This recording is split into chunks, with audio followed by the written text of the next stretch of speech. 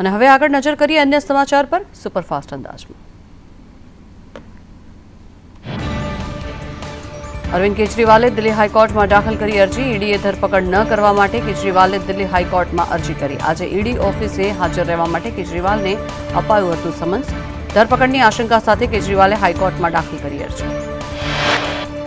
મોદીની ગેરંટી વિદેશમાં પણ કામ કરે છે। જયશંકરે કહ્યું, હવે દેશમાં ગર્વની લાગણી કરતા પહેલા લોકોનો વિશ્વાસ પણ વધ્યો છે। પૂર્વ દિલ્હીના વેલકમ વિસ્તારમાં જૂની ઇમારત ધરાશયી થઈ। 2 લોકોના મોત થયા અને એક વ્યક્તિ ગંભીર રીતે ઘાયલ થયો। પોલીસ દ્વારા વધુ કાર્યવાહી હાથ ધરવામાં આવી। મહારાષ્ટ્રના હિંગોલીમાં એક પછી એક 2 ભૂકંપના આંચકા અનુભવાયા। રિક્ટર સ્કેલ પર 4.2 અને 4.5ની તીવ્રતા નોંધાઈ। પોલીસ ભરતીને લઈ સરકારે રજૂ કરેલી એફિડેવિટ હાઈકોર્ટે ફગાવી। કહ્યું, માત્ર કાગળ પર ભરતી લખી સંતોષ ન માનો। આવતીકાલથી આઈપીએલ 2024નો પ્રારંભ થશે। ગુજરાત ટાઇટન્સે શરૂ કરી પ્રેક્ટિસ। ગુજરાત ટાઇટન્સની પહેલી મેચ અમદાવાદમાં 24 માર્ચે। પીએમ મોદીએ પુતિન પછી ઝેલેન્સ્કીને ફોન કર્યો। કહ્યું, યુદ્ધ અટકાવો, વાતચીત કરો। રશિયાના રાષ્ટ્રપતિને ચૂંટણી જીતવા બદલ અભિનંદન પણ પાઠવ્યા। ભારતીય શેર બજારની તેજી સાથે શરૂઆત। સેન્સેક્સમાં 550 પોઈન્ટની આસપાસનો વધારો। સેન્સેક્સ 72,600ની સપાટીને પાર। નિફ્ટી 150 પોઈન્ટથી વધી તેજી સાથે 22,000 ને પાર।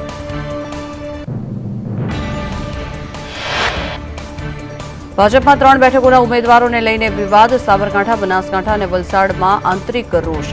સાબરકાંઠાના ઉમેદવાર ભીખાજીની અટકનો વિવાદ સર્જાયો। ભીખાજી ડામોર કે પછી ઠાકોર, તેને લઈને ચર્ચા। બનાસકાંઠામાં રેખા ચૌધરી સામે સ્થાનિક સ્તરે રોષ ફેલાયો। પાટીલે આગેવાનો સાથે બેઠક કરી હોવાની ચર્ચા। રેખા ચૌધરી સામે અસંતોષ ખાળવા માટે પ્રયાસ।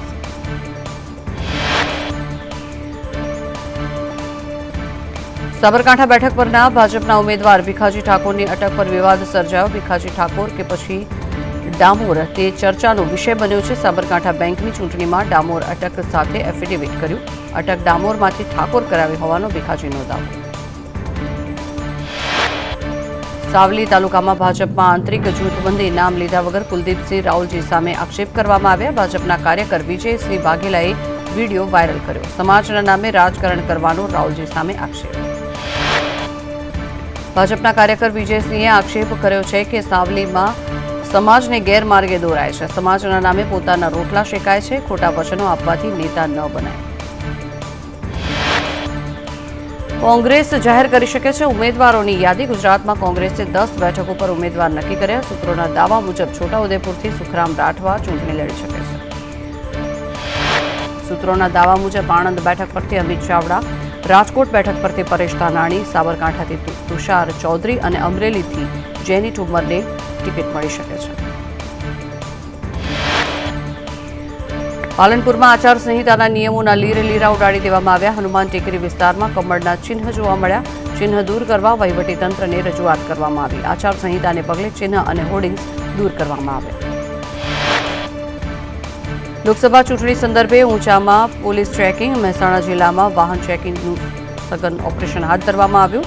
મહેસાણા જિલ્લામાં કુલ 9 ચેકપોસ્ટ બનાવવામાં આવી। શાંતિપૂર્ણ ચૂંટણી પૂર્ણ થાય તેવો પ્રયાસ। ગુજરાત રાજસ્થાન બોર્ડર પર પોલીસ દ્વારા રાઉન્ડ ધ ક્લોક ચેકિંગ। ચૂંટણીને લઈ તમામ વાહનોનું સઘન ચેકિંગ હાથ ધરવામાં આવ્યું। તપાસ ઝુંબેશમાં કોઈપણ જાતની મોટી રકમ કે લીકરનો જથ્થો ઝડપાયો હતો।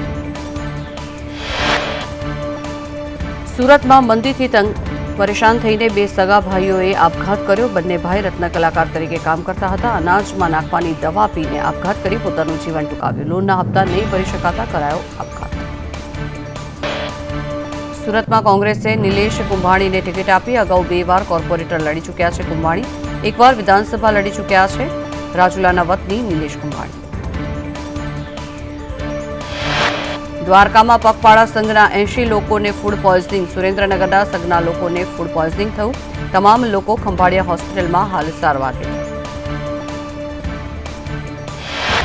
થરાદ માર્કેટયાર્ડમાં 9 દિવસ હરાજી બંધ કરવામાં આવી। 23 માર્ચથી 1 એપ્રિલ સુધી માર્કેટયાર્ડમાં રજા જાહેર। મજૂરોની અછત અને હિસાબી કામને લઈને નિર્ણય લેવાયો।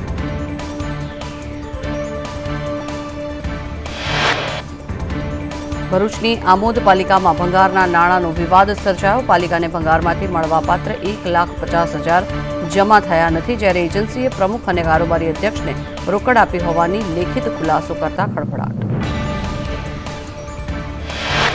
અલંગ શિપયાર્ડને રાજ્ય સરકાર તરફથી રાહત. અલંગ અને સોશિયા માટે નવી પોલિસી જાહેર કરવામાં આવી. પ્લોટ ટ્રાન્સફર સહિતની નીતિઓમાં ફેરફાર કરાયો. જીએમબી સાથેનો વ્યવહાર ઓનલાઈન કરવામાં આવ્યો. ભાવનગરમાં જાહેર સ્થળ પર પાન મસાલાની પિચકારી મારનાર પાસે દંડની વસૂલાત. ક્લીન સિટી અભિયાન અંતર્ગત જાહેર સ્થળો પર થૂંકનારને 1,000નો દંડ થશે. 5 સામે દંડની કાર્યવાહી.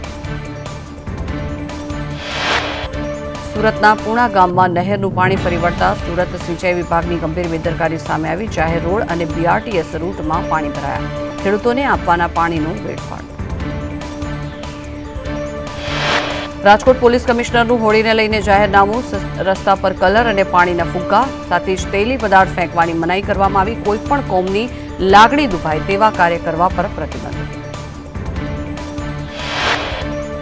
સુરત મનપા દ્વારા બાકી વેરા વસૂલાત ઝુંબેશ. મિલકત વેરા વસૂલાતમાં 69% લક્ષ્યાંક હાંસલ. 2,139 કરોડની માંગ સામે ₹1,478 કરોડ જમા થયા.